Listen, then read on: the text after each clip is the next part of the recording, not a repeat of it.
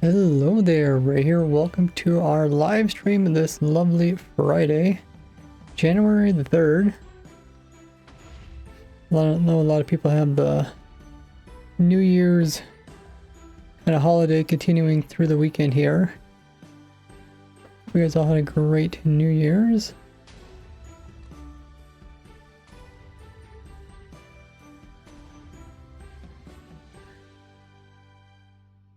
Last stream was this Wednesday. There was not a new snapshot, as it was a holiday. So we'll probably see the first Java snapshot on the 8th of this month.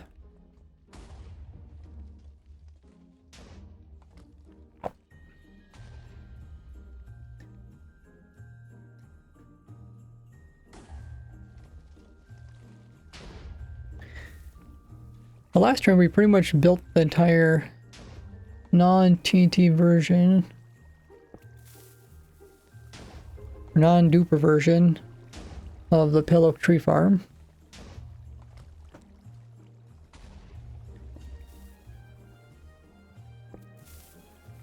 I think today we're going to try to optimize it, and then we'll probably start recording it for the video.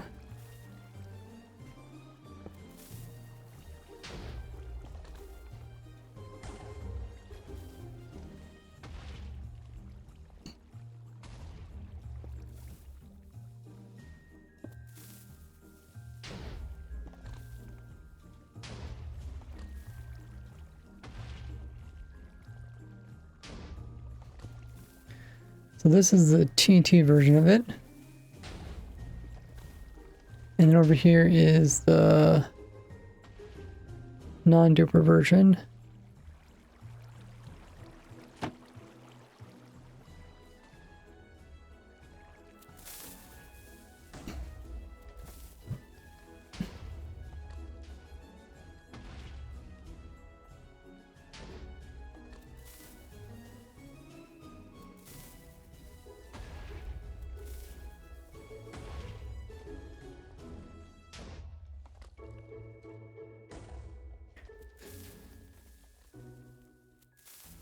Worked pretty good. One thing I did notice is that after running for a long period of times, there is a chance that it blows up the dirt block that's here.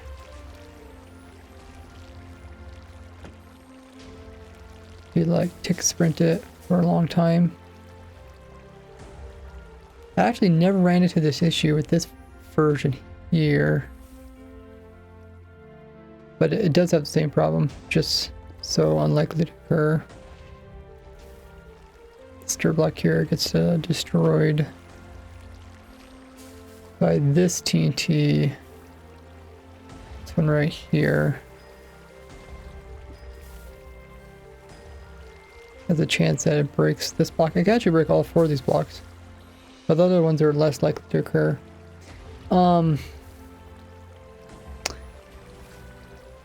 But if it does happen, what essentially happens is, let me turn this one off over here. I'll show you guys what exactly happens. Oh yeah, welcome in everybody. Who we got in chat? Oh, Nada's here. Let me unmute myself from Discord. We also got Mr. Tiger in the voice call in Discord. Nada says, hello there, how you doing there? We've also got Jack. You guys are doing well.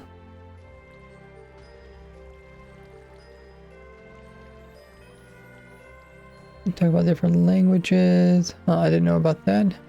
Welcome in a Minecraft movie. Okay, I'll show you guys. But yeah, essentially the explosions can come through the corner here, destroy this block here, which could end up causing the player to plant saplings that just end up wasting bone meal. So to prevent that, I think I'm just going to mirror this design. Hey. Hey, how you doing? Oh, we also got Bread Cat. Welcome in. You guys are doing well. I just discovered my little trick is only client side. Yeah. I was confused when you said it. I was just like, wait, I've never run into that before. But yeah, essentially what happens is the player plants saplings like this. And if they plant this sapling, it's actually wasting bone meal. You can see the numbers going down. So ideally we'd want this block to blow up if any block blows up. And that way the player can't plant in saplings, and that way no bone meal is being wasted, because right now none is being wasted. So I'm just gonna, instead of dropping the TNT on these two blocks, I'm gonna drop them in these two corners. That way they can break those. But yeah, that's the goal for today. And then if we complete that, we're going to try to start doing the tutorial, block by block tutorial, and then we'll record it. But Twitch is run their scheduled ad in 10 seconds. Guys, use the opportunity to check out my socials that you see on screen and in the chat. And I'll be back in just a little bit.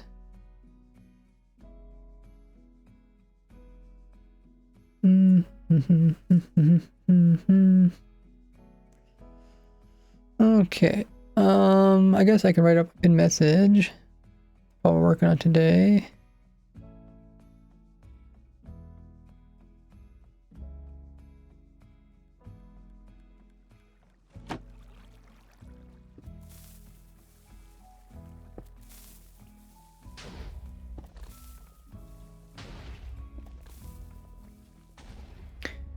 Ray is moving TNT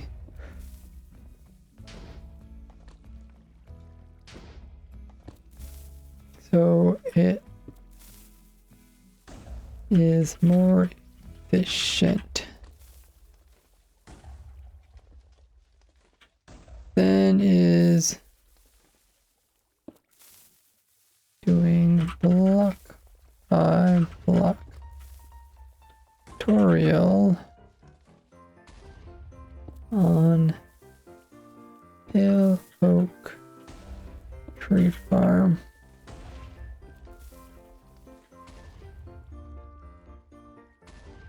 For upcoming YouTube vid.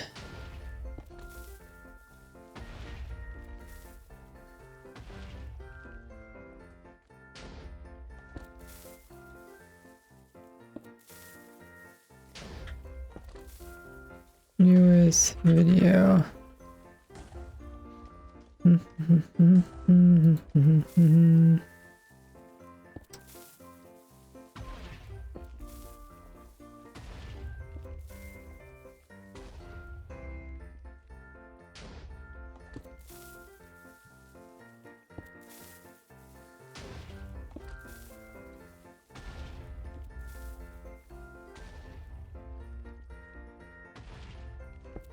Alrighty. And our since announcement's off.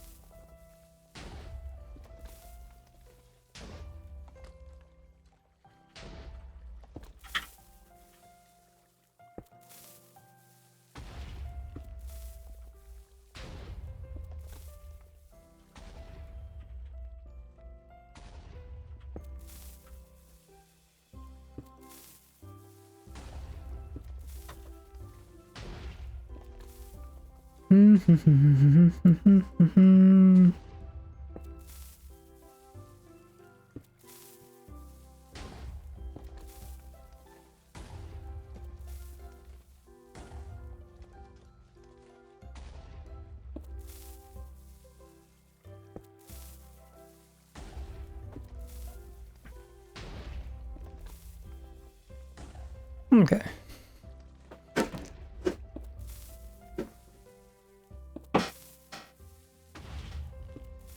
welcome back, everybody.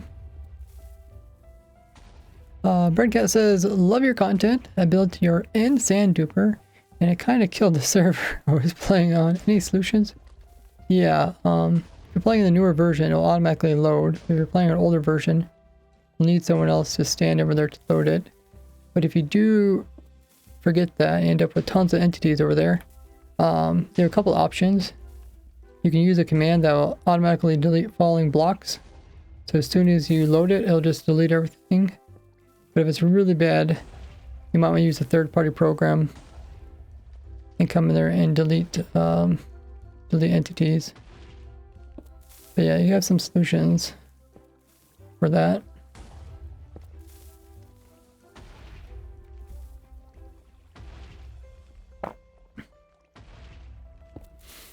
I guess you could even force load it, I think.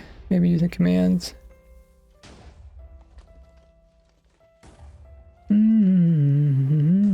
Oh hey Sneaky. Can you store throw potions in unloaded chunks? Somehow stack a bunch in a water stream, separate one time. Back hitting. Yeah, it should be possible.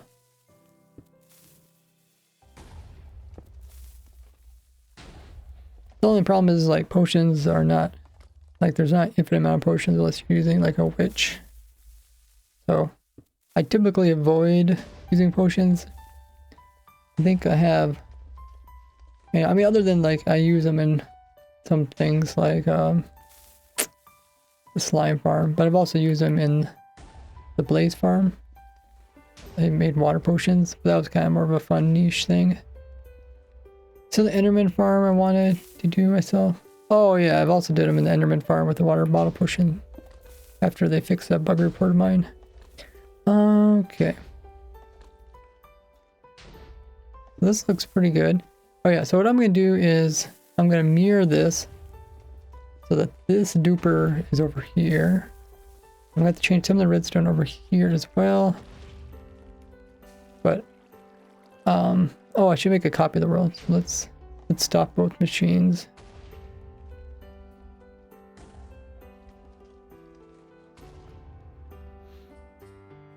Okay.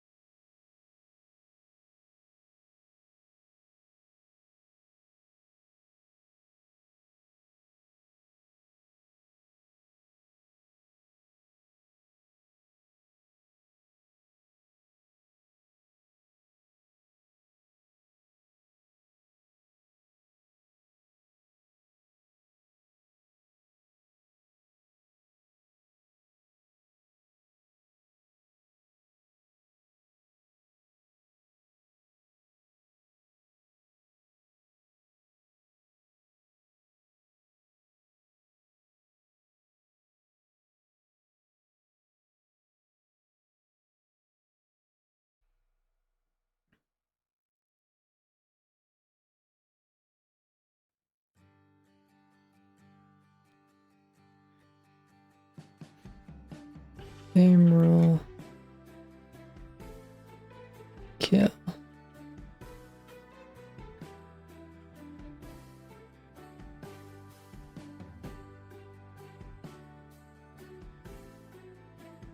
Okay, hopefully everything's...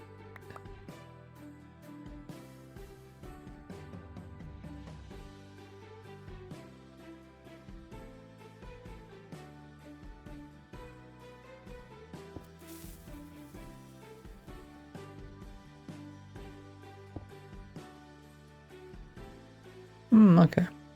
I think it stopped.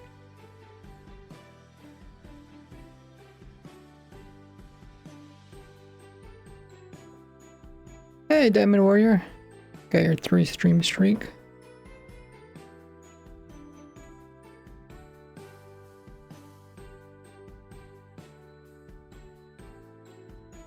You can always ask him a help channel.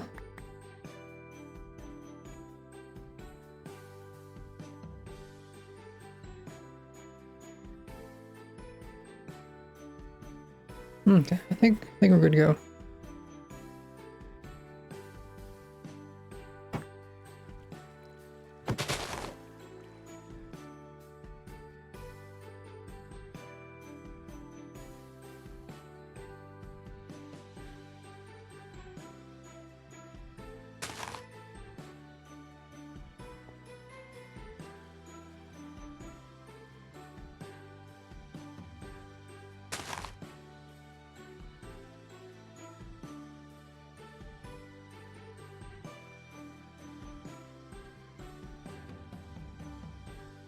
Okay, so we have to move this over.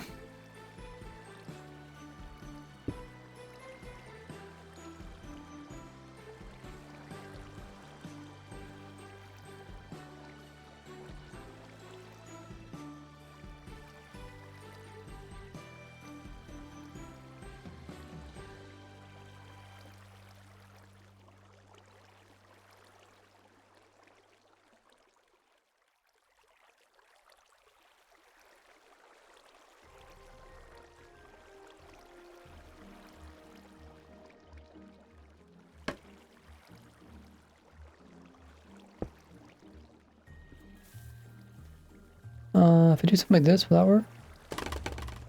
Oh.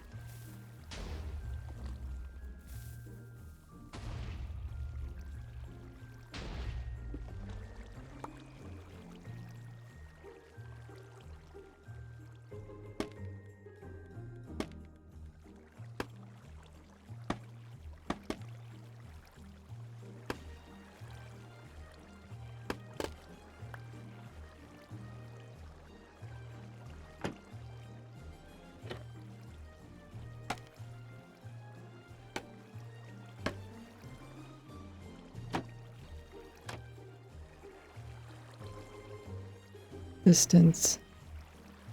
I think it should also work if I just go over then up.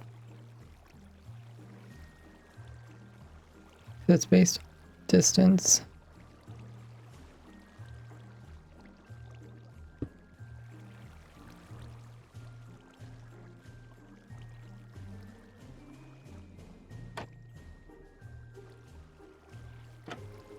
Yeah. Okay, so I don't have to really move any of the redstone.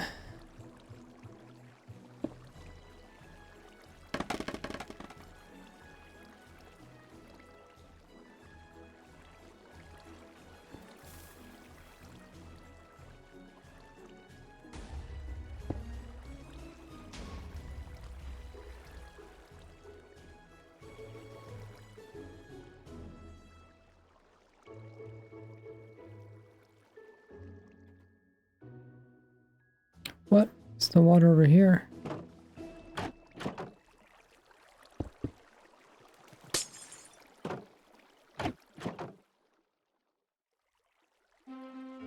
Oh, this thing destroyed it. Should have seen it coming.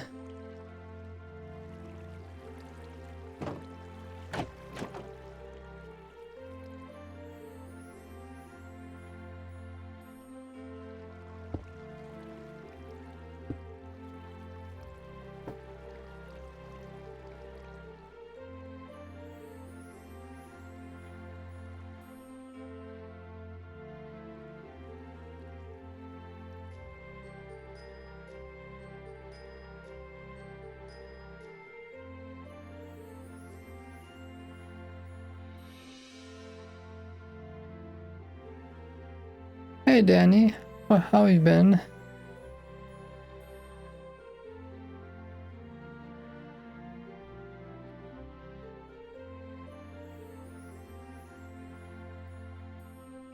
Work on the ray texture a lot. Ooh, I'm excited. You have any sneak peeks? You can send them to me.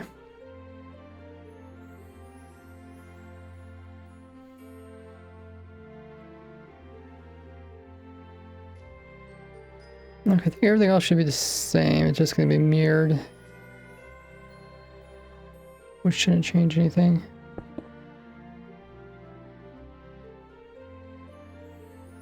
Sound version, non-sound version. Okay. I do have some of my sound turned down, like music, weather, jukebox, notebox.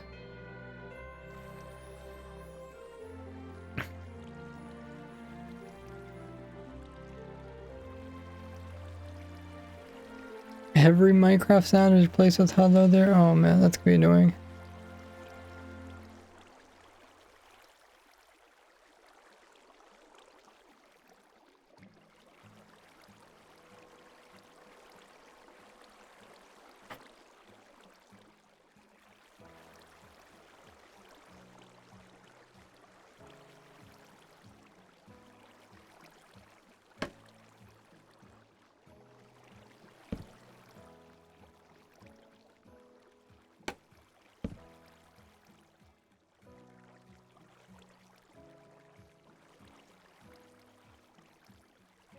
And this gets put over there.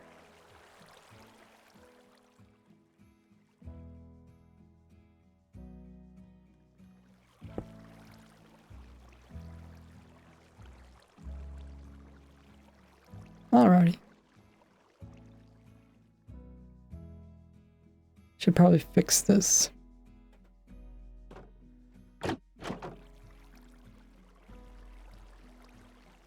Test it for walking.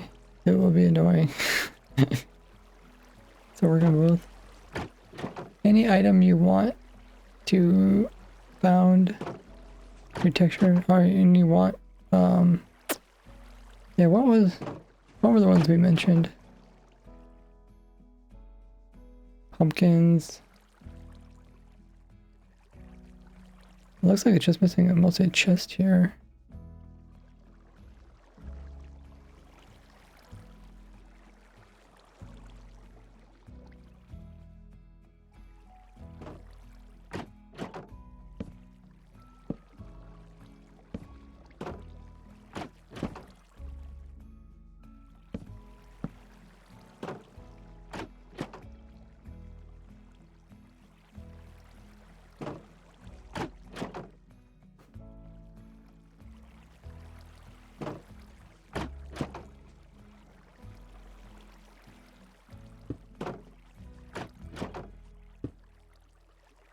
Something like that.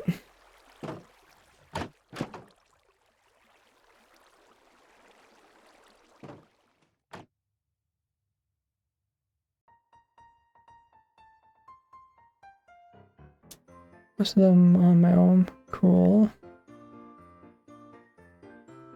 Hey, Elot. I think we're ready to start this up.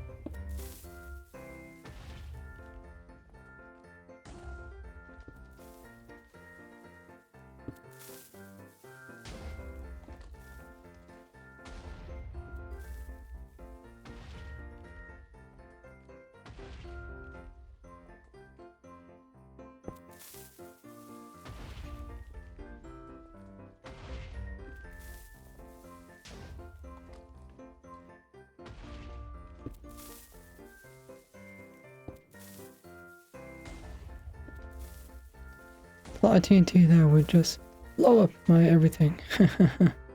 Hate that. A double-edged sword. It's very useful for removing the tree, but it could also end up blowing up something you didn't want to. Should double check these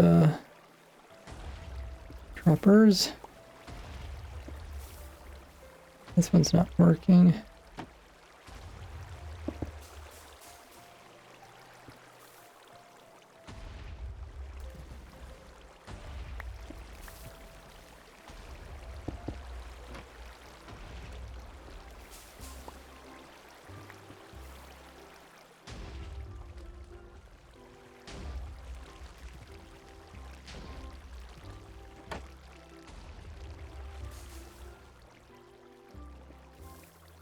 Double-edged sword TNT texture. Take ideas. Live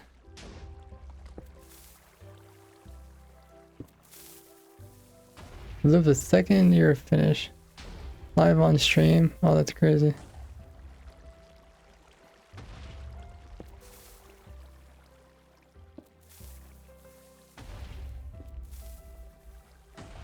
Yeah, there's a mod called Download Your World. Essentially, on servers you can download everything that you can kind of see, and you can end up testing it in survival.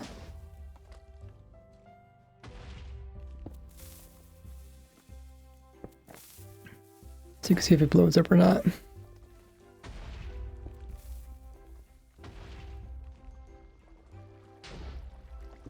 There's probably other ways of doing it too. Yeah, I don't know if schematic also works that way. Can you just like highlight something, survival,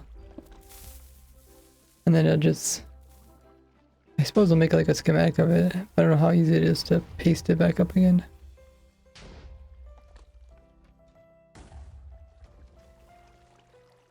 You can do the same thing as schematic. Can you make schematics of stuff in survival and then automatically paste them in a creative world?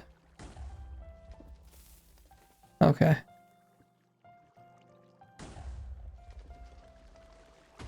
Like kind of the opposite of what people normally do. Normally they take something and then they paste it into survival. This would be taking something from survival, paste it in creative. Does it automatically place in all the blocks, or do you have to like walk near it to place the blocks in?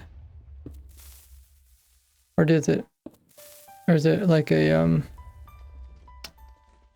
structure block?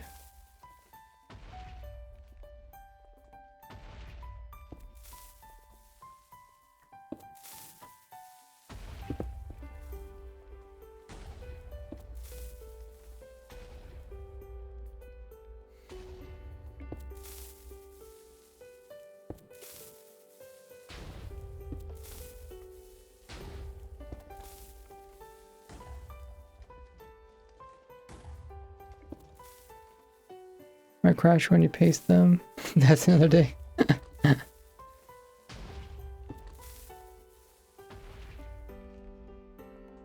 Ah, okay. There you go. You can use that mod as well.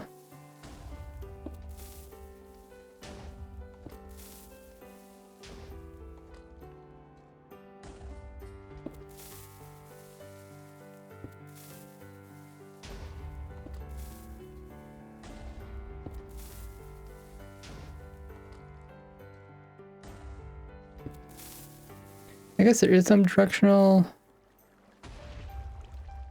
There is some directional.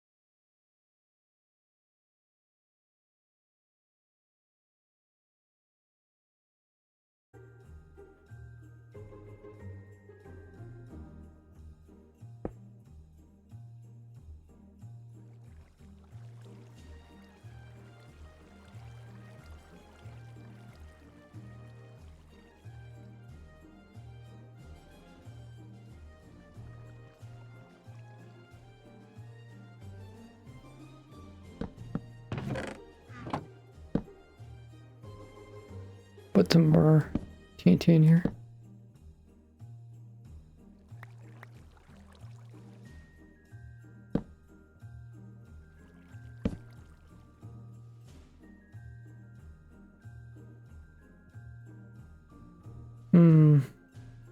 There's probably a way to make it work, right? Like maybe some syntax or something.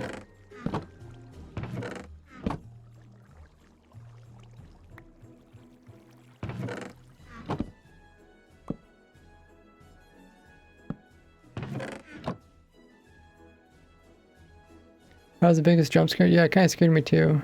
He peeked out his mic when he first talked. It was pretty loud.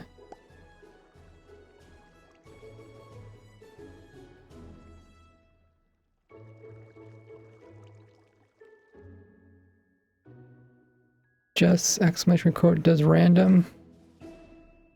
No, it doesn't work. If you look in the chat, or at least it doesn't work for the bot. That's what we're saying. I guess we could just have the bot like tell people that they can do it. Was that your initial idea, Jack? Just letting people know that it's a thing.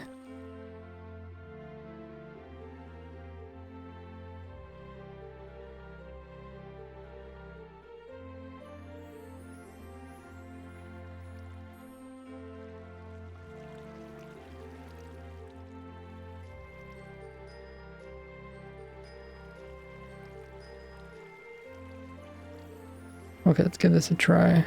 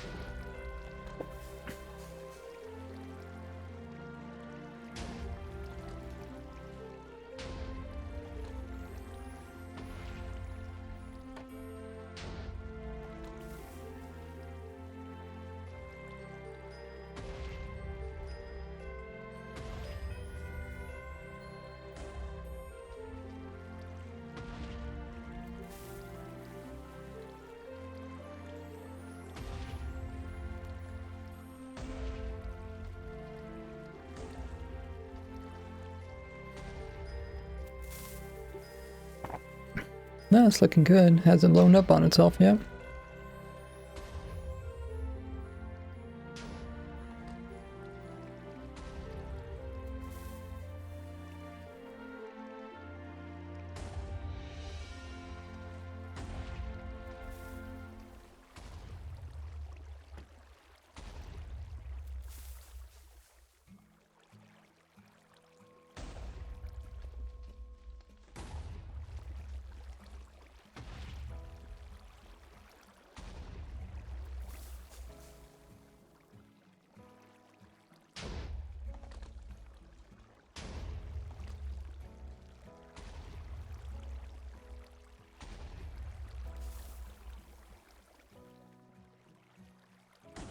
That was not my initial idea, but it's just as good. Oh, okay. Well, Jack, if you could figure out how to get the Streamlabs bot to do a command,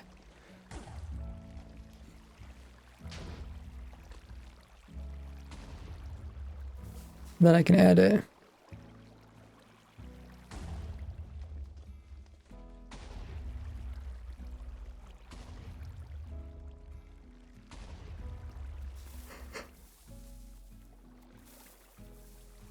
There's no fart command.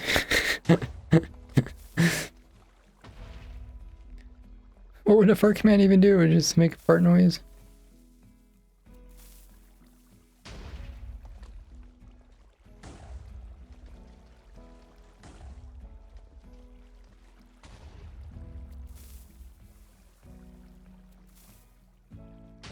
Okay, everything looks normal.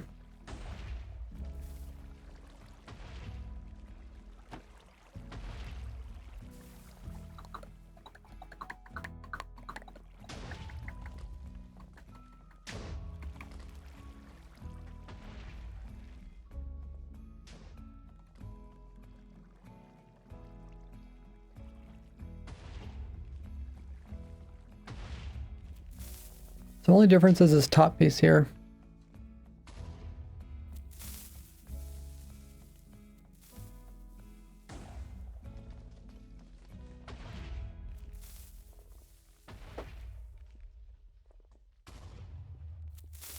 Yeah, I did try using those plugins that make noises, but no one was really using them.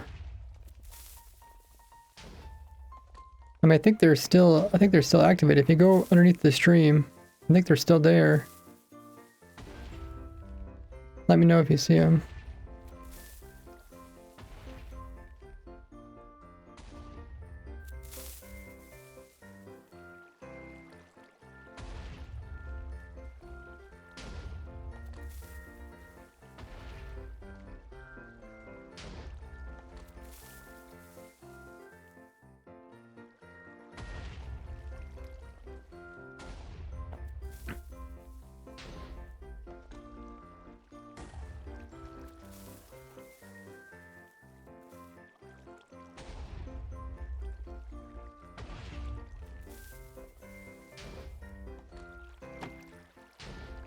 Okay, this looks good. Let's clean this up and get ready for a block by block tutorial. Well, yes, I thought about removing some of these command blocks, but I guess we can leave them. Because I'll build a new one right beside it.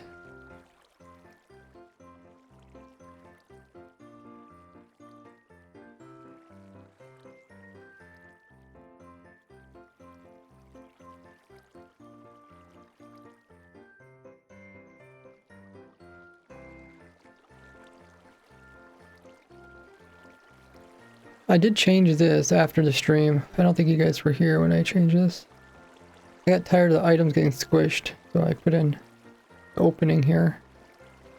This is also where the player comes in to use the farm as well.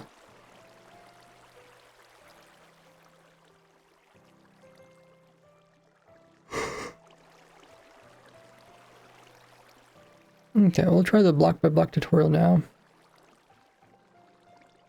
I might try something different. I might just try building it and then put in the audio later.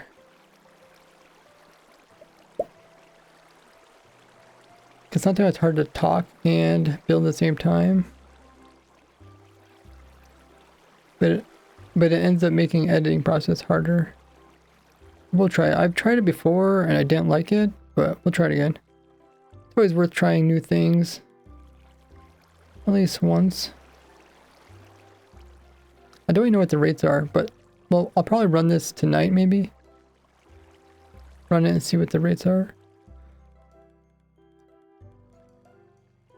So I got bored and recorded Streamlabs. Really? 333? Maybe that's when they were trying to make a whole bunch of quotes that one day. And they're trying to make 100 quotes in one day. Oh, dude, I like that one. Are you gonna quote me if I tell you? That just became the quote. There were some pretty good quotes that time. There's also some that were not so good. Recorded everything?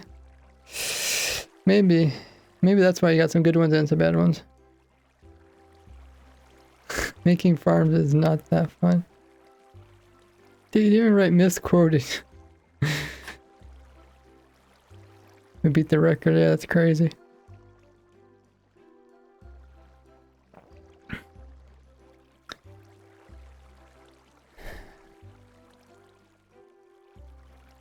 Okay, so if I'm gonna do a block by block tutorial, I'll probably build this, but I'll just build it behind it right here.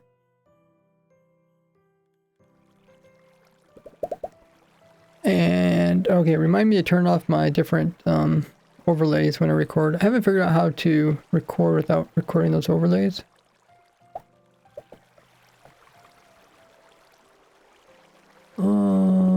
Yeah, I looked into it, but I couldn't really find anything. Is there FBI quote or FBI command? The FBI command says, why do you want an FBI command? That's what the command should be. When people make fake commands, the bot should just automatically say, why do you want this command? Okay. First, we got to start out the whole build. Most important thing is not starting the build in the wrong spot.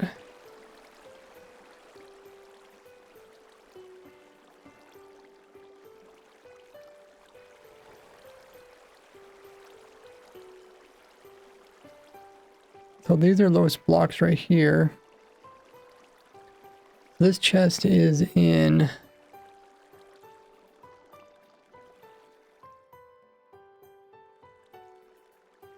$10.5? $10.5 in the trunk, okay. If I go over to... I'll skip a chunk, I'll do it in this chunk. We go over to...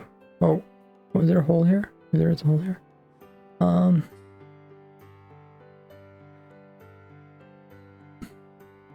Oh, it's above my head, okay.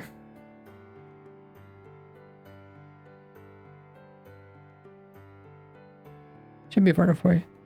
We go to 10.5.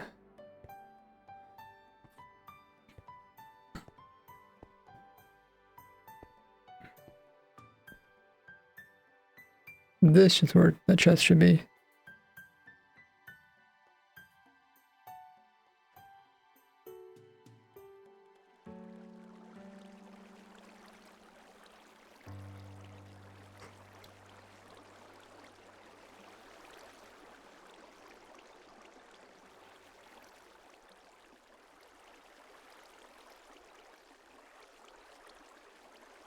You don't have a Federal Bureau of Investigations here. Probably have a different name for it. It's kind of interesting because like every country, right, they have like official government names and stuff. And it's funny how they kind of use the same names.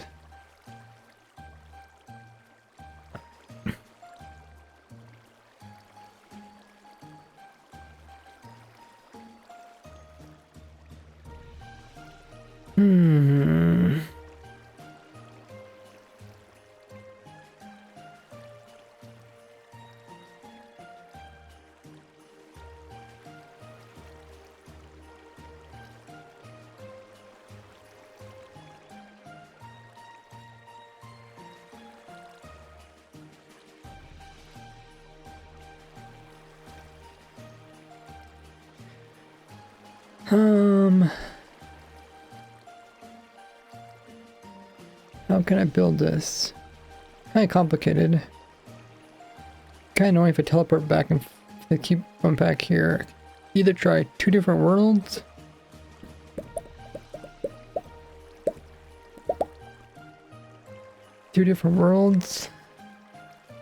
Or 2 accounts. Computer is running already at pretty high CPU. You take screenshots and try to build it off of the screenshots.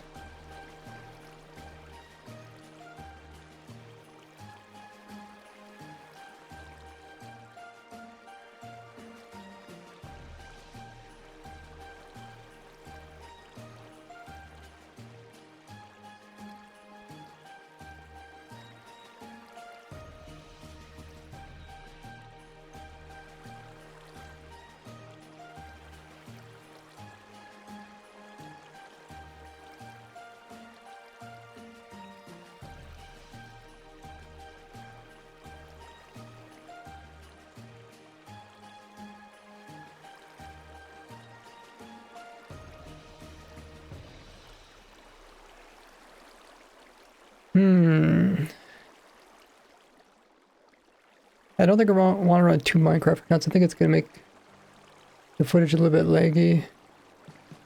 Especially once I start the recording.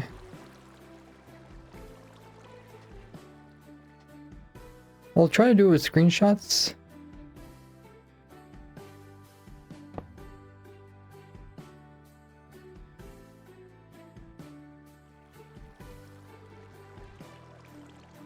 Restrictions at south. But even with screenshots, it's gonna be kind of confusing.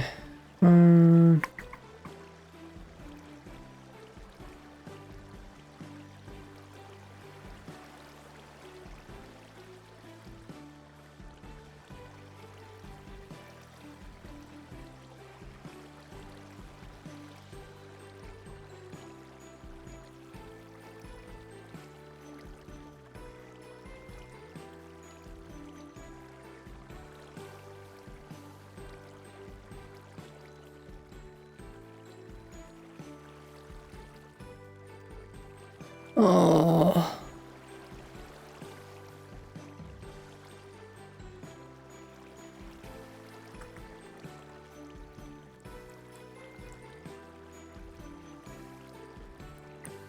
We'll try screenshots. So, continue facing this direction.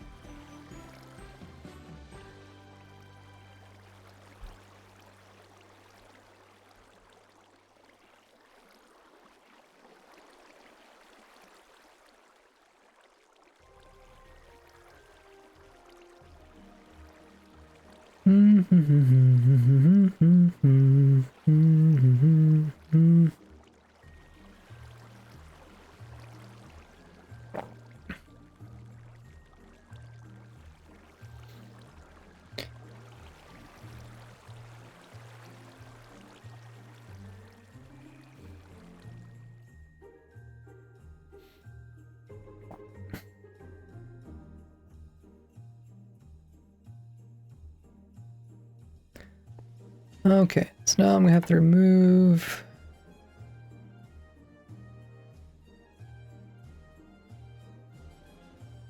this.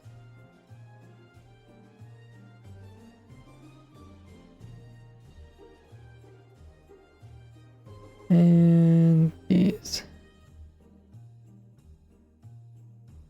Is everything else okay with my audio? Or it's mostly my Minecraft. Turn the particle thing off. Oh, particle thing is there. Okay.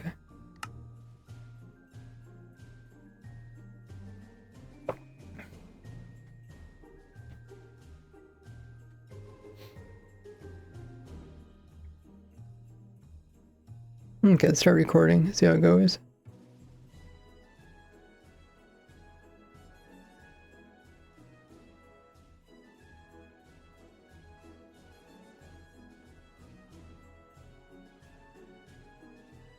Pa. Oh, okay.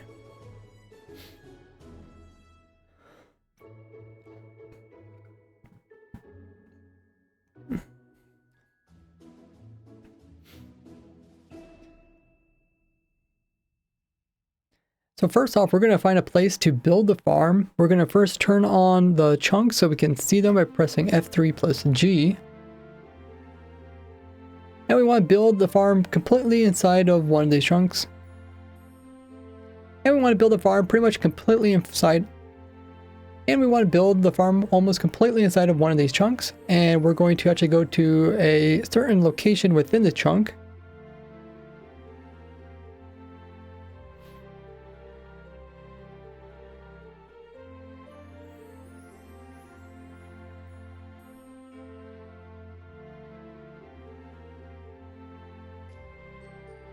Which is the chunk coordinate 10, 5.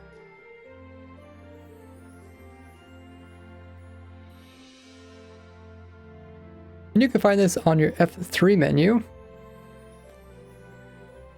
Right at that location, we're going to place in a chest.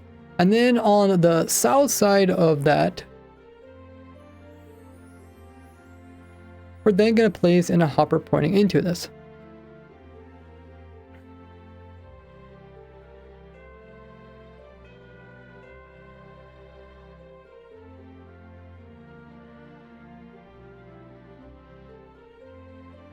Building the farm in this direction will make it more efficient.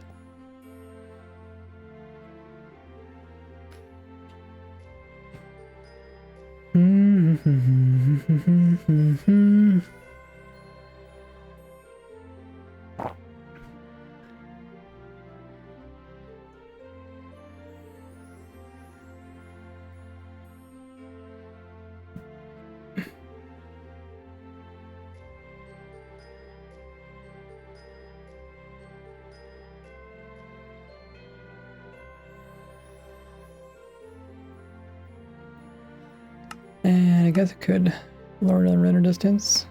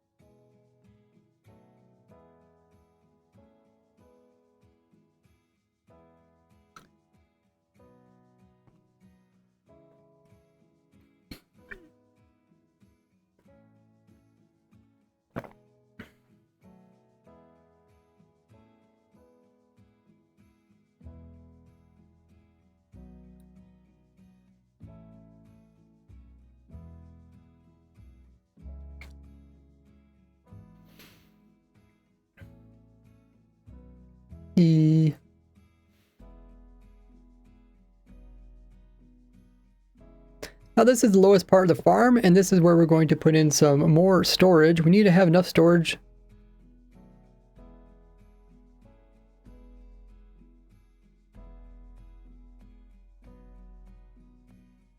to keep up with the amount of items that are coming in. So we're going to add in another double chest.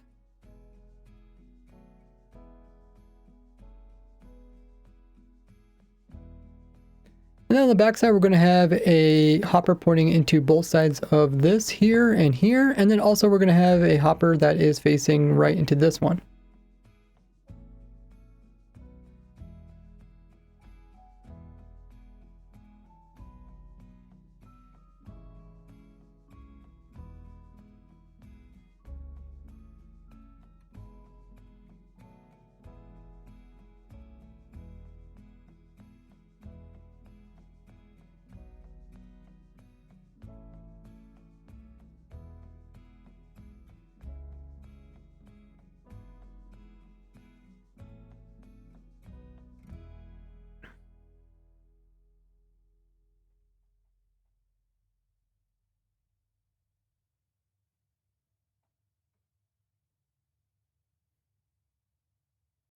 Then we're going to have a block right here, and then we're going to have another block right here.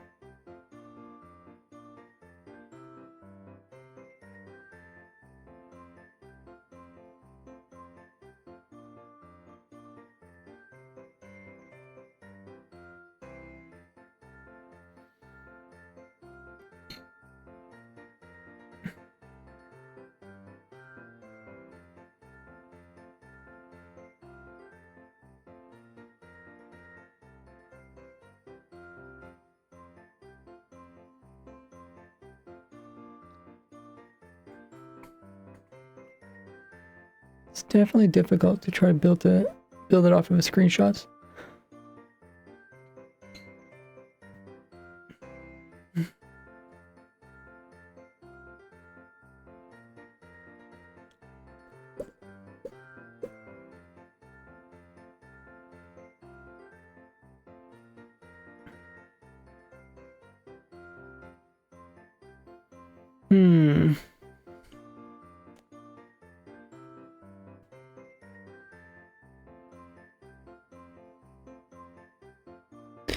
There's another way I can do this.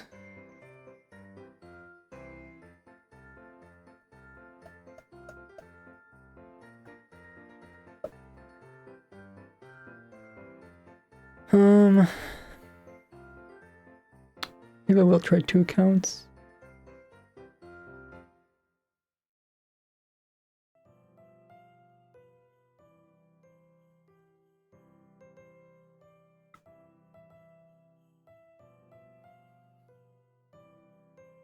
What I'd like to do is just fly over there, but then it keeps moving my angle. I can do F3 plus C, which will copy my location. And I can paste it again. I can come back to the exact same location. That's another thing I can do.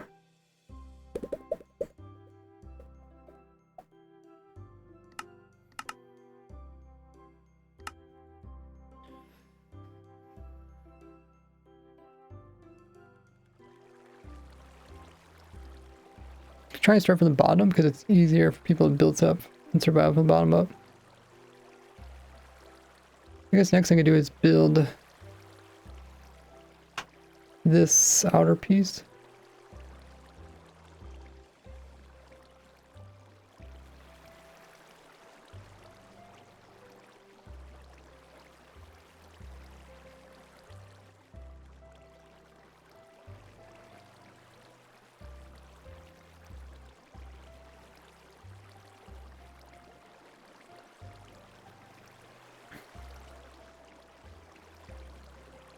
Is this a 2x2? Oh yeah, I guess we put the... yeah, maybe we'll stick the piston in first. I'll put leaves on both sides, and then we can go over here and build this 2x2 and then pistons on top. And that should kind of give a spot for everybody to kind of center themselves off of.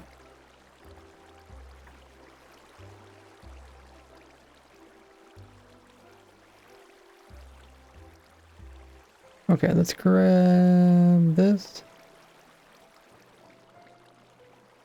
And yeah, we need a tool to remove that.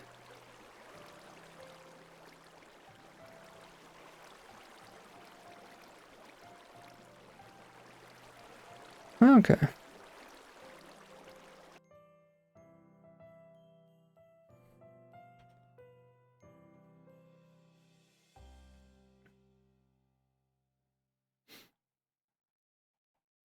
Now on top of this, we're going to put in a sticky piston facing this direction with a honey block with a slab over here. And then we're going to come in with a campfire that is sitting on top of this honey, and this is going to be used to move the player back and forth so they can plant all 4 saplings.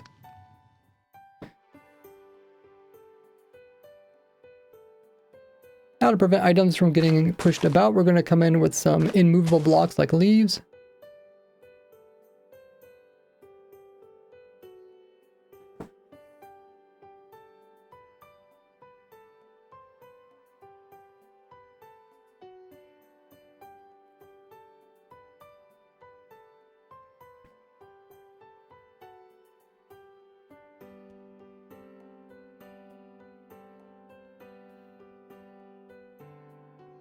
Now we're going to place in the location for the saplings. So we're going to add in 3 more blocks here.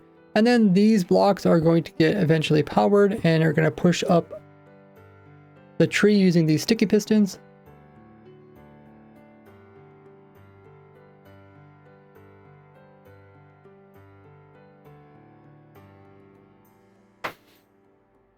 And they're going to push up the dirt, which is going to hold the saplings. I use some mudded mangrove roots because it has a bit higher blast resistance, meaning it's less likely to get destroyed by the TNT.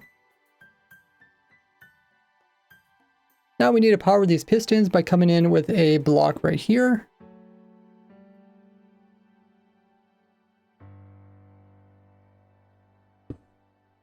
Now we need to come in and power these pistons with some redstone. We're going to start with the block over here.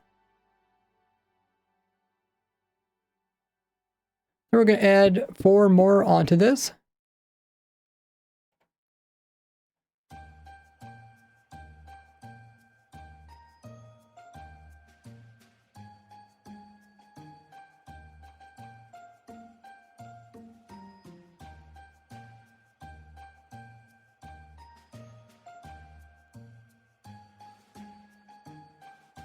Then we're going to turn this direction and add in a total of 5 more over here.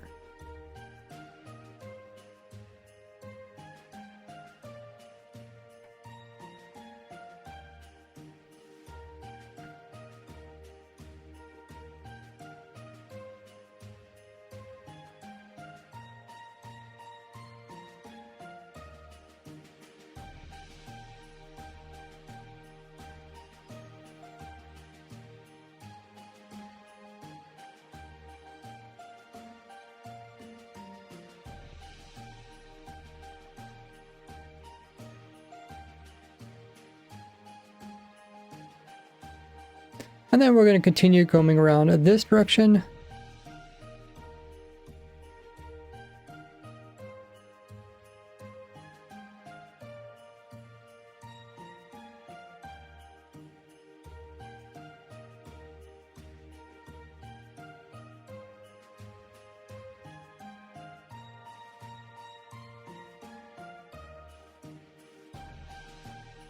Where we're going to take this downwards. And then we're going to go back upwards again and over here.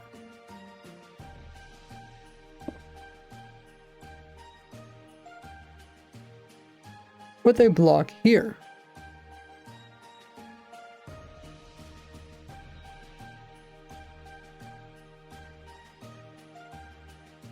So now we're going to place down our redstone, and the redstone is going to power that piston. It's also going to power this piston. We need to make sure they don't connect by placing a block that is solid between them. All the power is going to come from this block eventually, but it's also going to come out this side and go all the way around over this way.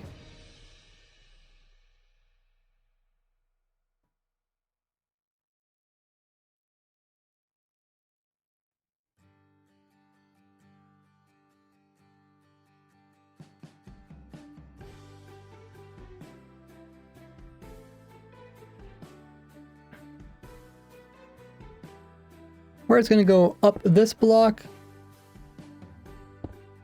where it's going to go up on top of this block and into this block here, powering the piston behind it.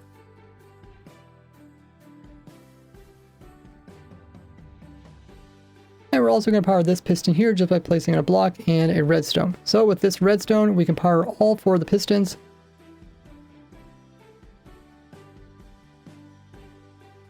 Without needing any repeaters or target blocks.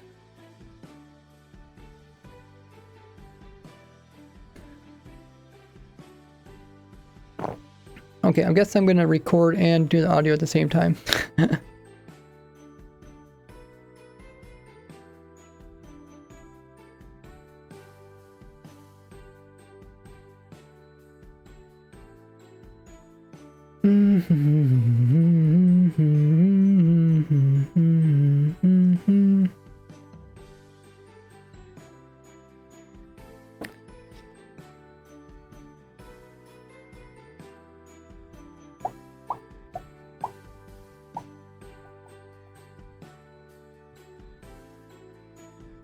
Which part should we work on next?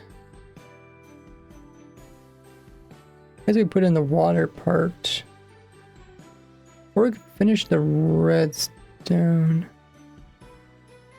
The redstone is kind of low down here.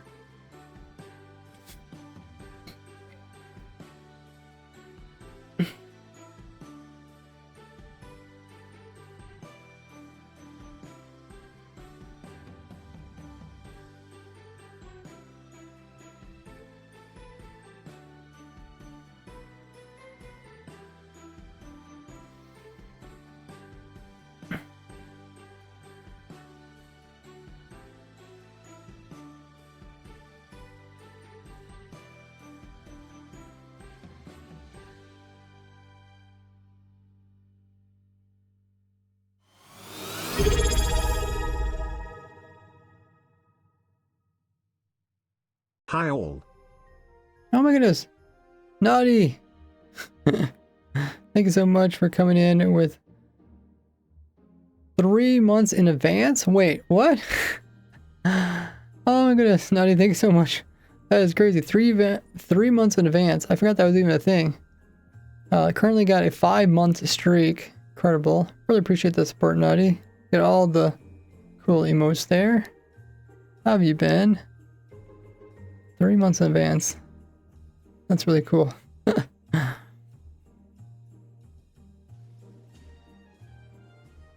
You do also have that gifted sub badge. Oh, 25, wow. Oh, I'm glad to hear you're doing fine. I'm doing pretty well. I was thinking, like, with this next snapshots coming out, it's going to be kind of a big change. So I was hoping to finish up this video, that way I can focus on, because it's going to be, you know, change in the gold farms, XP gold farms. I'm going to have to redo my gold farm, redo my beacon farm. And I could be working on the new gold farm already, but I think the fix is gonna be pretty simple. I think it's just gonna be to throw in a whacking sword.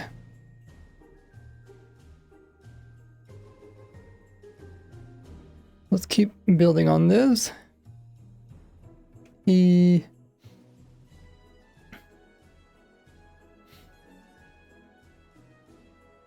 So all these pistons are going to get powered from a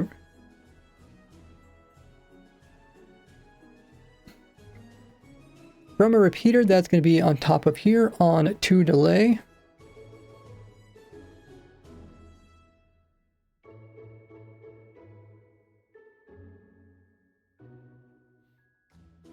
And that will make the pulse a little bit longer when it comes from this sticky piston, which is here. That's going to have an observer pointing towards this.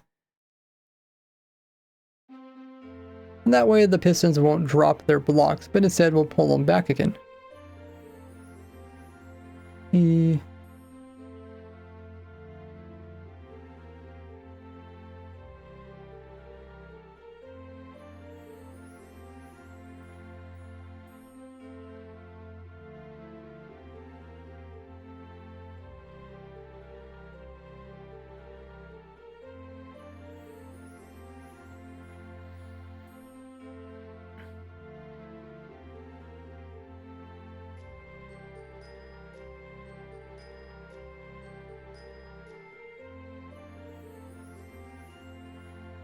And this piston is going to get powered from a torch. We're going to remove this and place in the redstone torch, and that's going to extend it. You can see how they pulse there.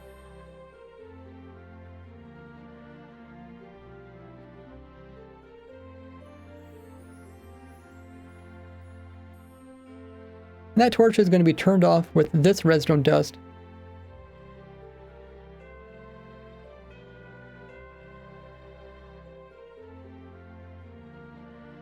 Which is also going to activate this piston that moves a player, going through this torch here, and going through this redstone here, extending it.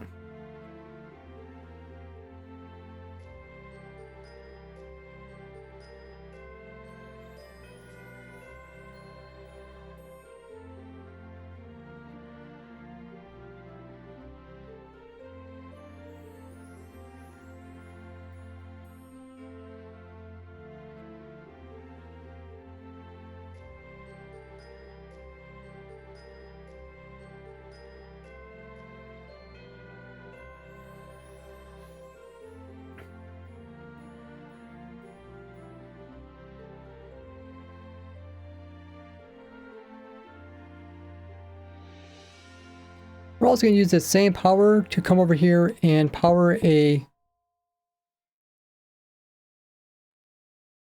food dispenser. You don't need this part if you're using a beacon to heal the player, but using food to heal the player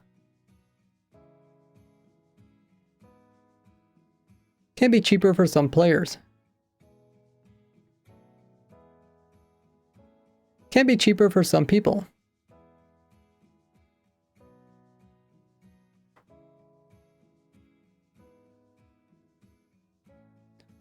So this redstone is going to go over here into this block, which is going to power this dropper, sending items upwards, and then they're going to send them over into this dropper.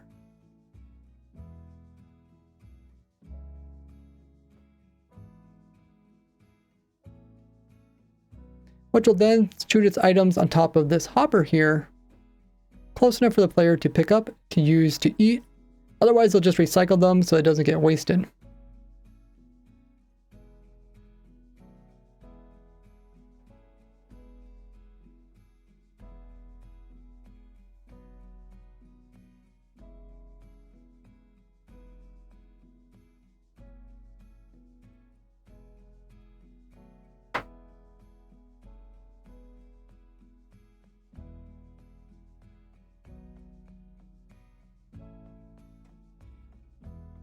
We can watch items get shot out just by placing in some glass on either side here.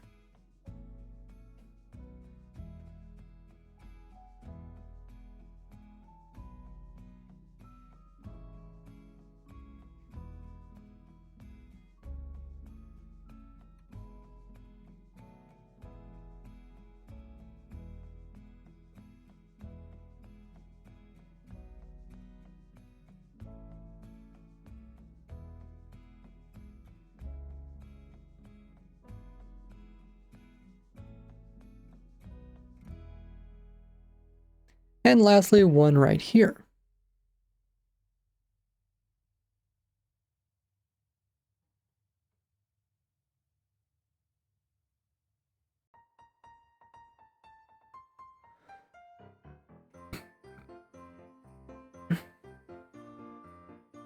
So these three components are all getting powered from this redstone line right here, which we're then going to extend and hook up to a clock with the redstone dust there.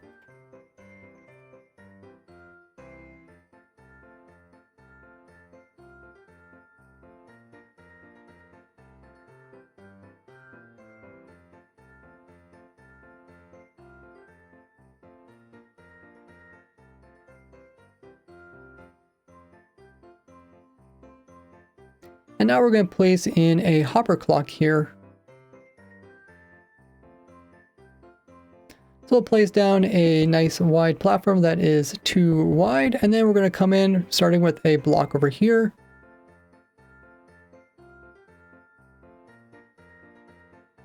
Which is going to get powered by a comparator, and we're going to do the same thing on the opposite side.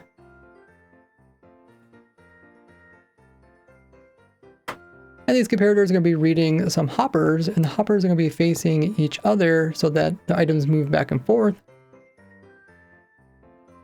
And when they read the items, they're going to send their signals into these redstone dust, which are going to activate these sticky pistons on either side, which are going to move this redstone block back and forth.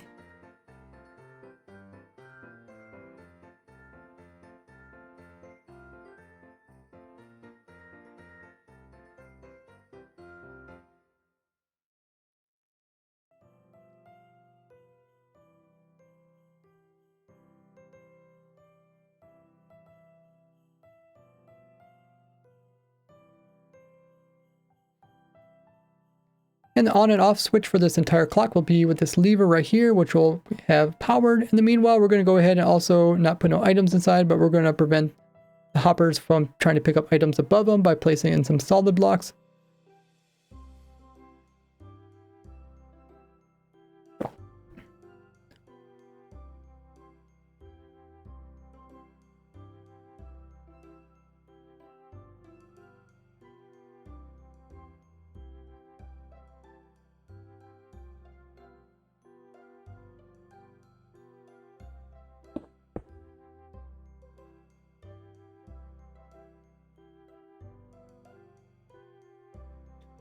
Now we're going to come in and place in some full cubed blocks above the hoppers to prevent them from picking up any new items.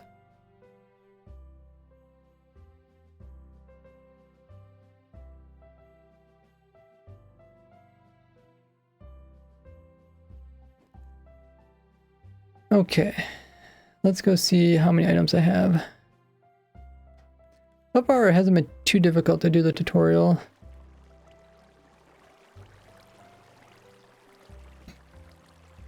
$11 and 5.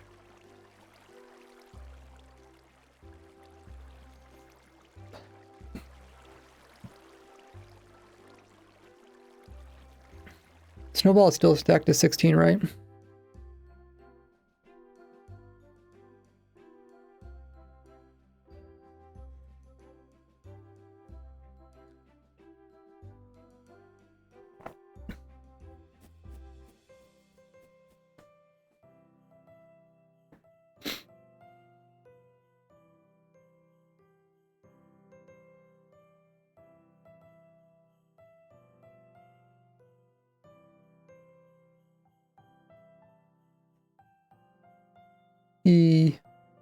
Now we're coming to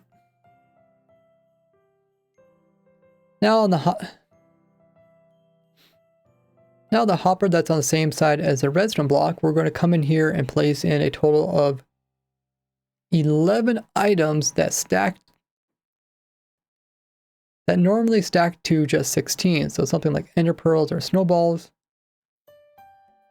as well as 5 items that normally stack up to 64, like the majority of the items in the game. This will make a really unique redstone signal, which will activate different things at different points, allowing us to activate all these different components with a single clock, despite them needing to occur despite them needing to start and stop at different times.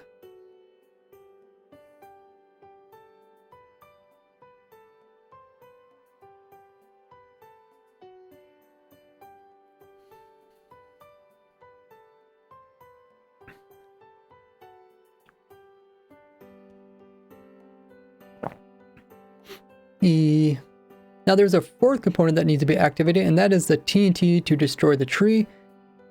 Now we're going to do this by making a T flip-flop using a wax ball. It doesn't matter how oxidized. Then we're going to read the signal out of the wax ball by placing a block there and a block over here. And then this comparator will actually read the signal of it. And then it's going to push its power into this block over here.